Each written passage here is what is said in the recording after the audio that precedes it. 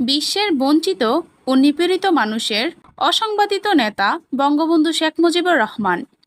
তার জীবনীতেই রয়েছে মানবিক সব বৈশিষ্ট্য। বাবা মায়ের কাছ থেকেই তিনি এসব গুণাবলী রপ্ত করেছেন। তাই নতুন প্রজন্মকেও বঙ্গবন্ধুর মতো বাবা মাকে অনুসরণ করে এগিয়ে যেতে হবে।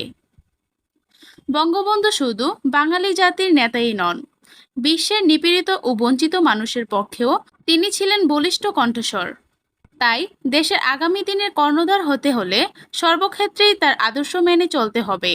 বৃহস্পতিবার কুমিল্লায় নবাব ফয়জুন্নেসা বালিকা বিদ্যালয় মিলনায়তনে জেলা বঙ্গবন্ধু পরিষদের আয়োজনে স্কুল শিক্ষার্থীদের অংশগ্রহণে বঙ্গবন্ধুর জীবন ও আদর্শ শীর্ষক আলোচনা সভা ও অসমাপ্ত আত্মজীবনী বিতরণীতে এসব কথা বলেন বক্তারা।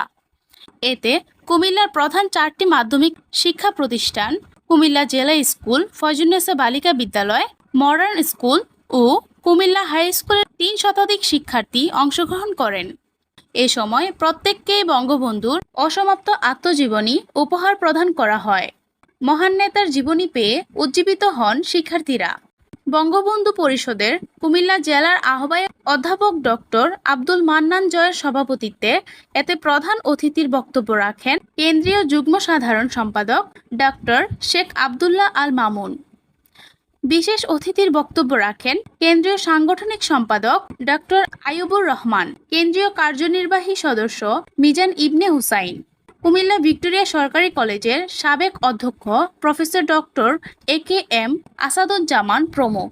স্বাগত বক্তব্য রাখেন সংগঠনের জেলা কমিটির যুগ্ম আহ্বায়ক ও স্বাধীনতা শিক্ষক পরিষদের কুমিল্লা জেলা সভাপতি অধ্যক্ষ মোহাম্মদ শরীফুল ইসলাম। সঞ্চালনায় ছিলেন কুমিল্লা জেলা সদস্য সচিব ডক্টর দুলাল চন্দ্র নন্দী।